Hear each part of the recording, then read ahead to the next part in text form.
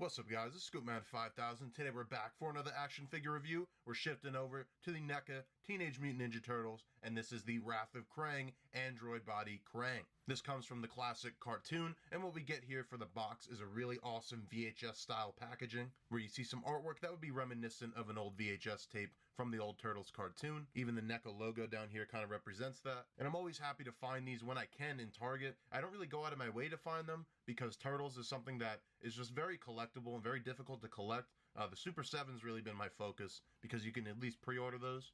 And on that subject, I got tons of Super 7 reviews coming, but in terms of the NECA, if I can ever find it in Target, I always pick it up, but really not that lucky. I found the April and Foot Soldier, I found Xerax and Zork recently, and then finally I was floored to finally find a recent release, an awesome, anticipated one that I definitely wanted to get, and that is the Android Body Krang. So really great stuff. Always love the boxes on the NECA figures. You can see on the side here, nice purple.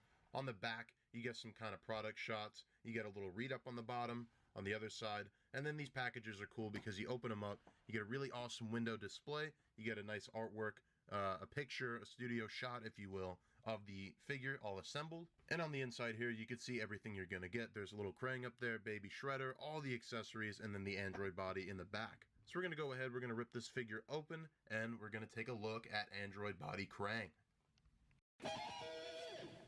And here's Krang out of the packaging, and when you're talking about a NECA Ultimate, the main name of the game here is going to be the pretty moderate amount of accessories that you get with the figures. And to start out, we're going to look at the mini Krang himself. As you can see, I've put him in the torso, and I'm not removing him ever again, because the way that this torso actually comes apart is just with these very flimsy little pegs that are on kind of the front and the two sides of Krang's upper torso. And like with a lot of NECA figures, especially of the past, there's just a bit of a fear of breaking it.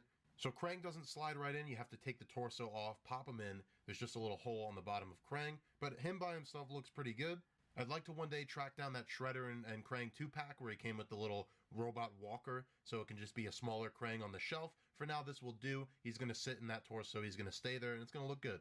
But for now, this is going to do. He's in the torso, and he's probably never coming out of there. As for the sets of hands that we get, the red gloves, so we get a set of open hands on the figure. Then we're also getting a set of grip hands. These are a bit more clenched. I guess these are closer to fists. And then we get a wider set of grip hands as well.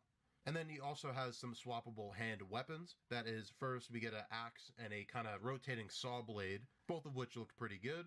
Then we also get two matching sets. One of them is a set of two blasters for his arms. I really like the look of these. And then we also get two kind of going medieval style. We get a little mace ball and chain action. And these are made with pretty heavy duty chains on the plastic actually. So that's pretty good. And they look good on the figure. He's also included with a set of like paper blueprints. One of them is for like a foot soldier vehicle. And then the other one is of course for the Krang android body. And then finally, the most ridiculous of accessories we get is the Krang coming out of the shower accessories. Doesn't make any sense. He's a robot suit, but that is kind of like a gag that was in the original cartoon. So he's got this towel head wrap, and you actually have to take out the little fork on his head, the little antenna, actually stick the towel on, and then the antenna goes over it. He's also got like a soap on the rope that's hanging from his neck. And then he comes with this big cloth like blanket material that's simulating the towel that wraps around him. Now, this doesn't really have any point of attachment, and it's not long enough where you could kind of tie it. You just kind of have to pose it and kind of fiddle with it until you get it in the right spot. Not something I see a lot of collectors displaying him as unless you're buying duplicates, but it's still a nice throw-in, and it's definitely something you'd expect in a NECA Ultimate release. And then also included, kind of its own little figure, but I guess an accessory, is the Baby Shredder. Now this is a very like episode specific gag, I'm pretty sure, but it is cool, and it's also cool that we're basically getting another character to put on the shelf in this set. But finally, after all that, what we're left with is a gigantic Krang figure. I'm not one to normally do like a height exactly. I don't have like a ruler on hand, but I believe he's almost like 9 inches tall. I actually had him standing next to a Marvel Select Juggernaut, and he was pretty close to that height even. So very tall figure. Definitely in the 7-inch scale and large for that scale. And then one thing you'll notice too, I have him in this pose here, but this is a pretty fragile pose, and I've kind of gotten used to it. I've had him on the desk for about a day now. He hasn't fallen over, but initially taking him out, had a lot of difficulty balancing him. And you can see here he is a little bit tilted, and that's kind of right here in the legs. You see it should be more like this, but he is kind of just stuck, kind of tilting to the side a bit. Doesn't bother me entirely as long as he stays upright in this position when he's finally on my display. I don't have any issues with it.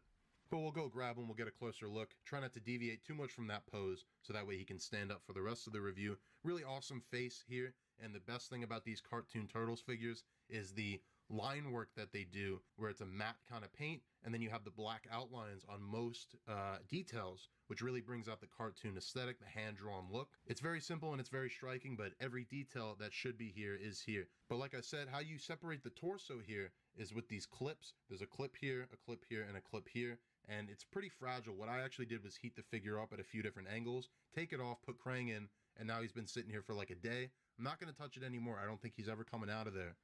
And he does look great in there. The Krang figure itself, same kind of thing with the paint. It's very simple but very effective.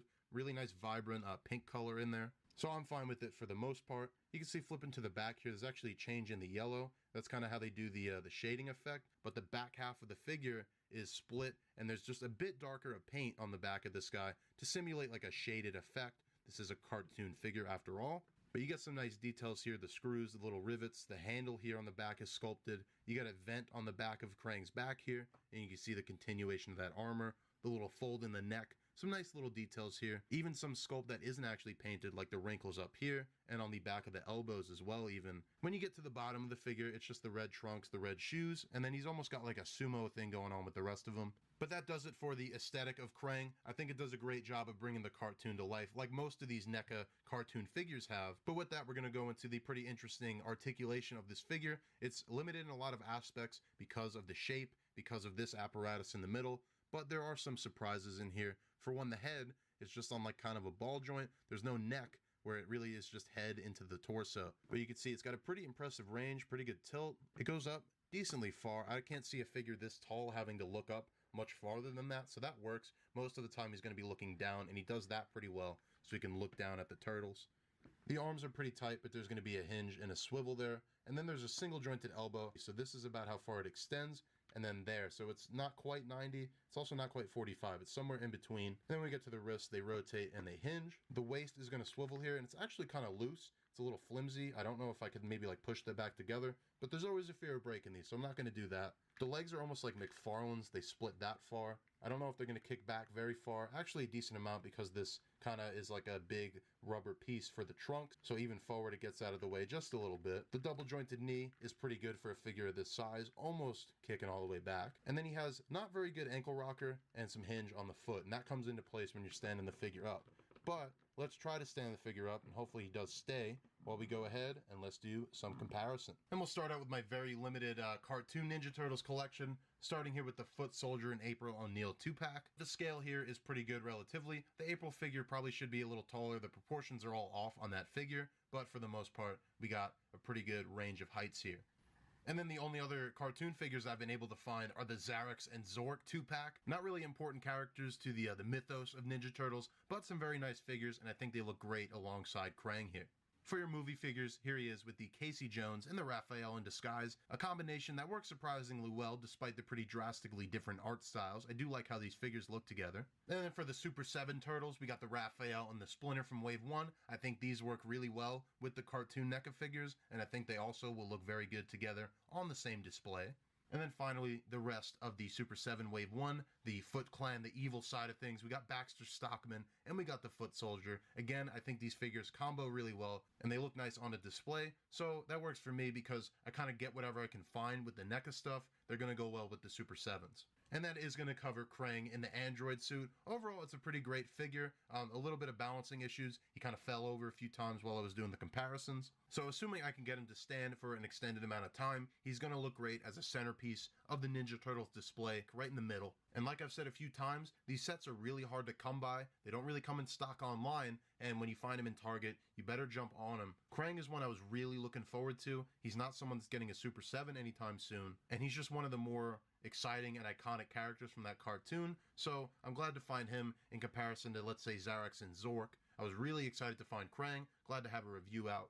And I'm pretty focused on the Super 7 line. He's going to look great with those. If you're interested, I'm going to be reviewing Series 2 in the coming weeks. That's Bebop, that's Shredder, that's Leonardo, and that's Mutagen Man. So definitely stick around for those reviews. It's been a lot of wrestling recently on the channel. That is going to stay on the channel, but I am going to try to also incorporate some other figure lines like DC, like Marvel Legends, and a few other surprises here and there. So if you're interested in that, you could check the back catalog of videos, and definitely you want to stay tuned to the channel here. As always, I'm going to leave it off with some figure photography, and you can see my library of figure photography on Instagram, scoopman_5000. But that is going to do it for today's video. So thank you guys for watching, and I will see you in the next action figure review.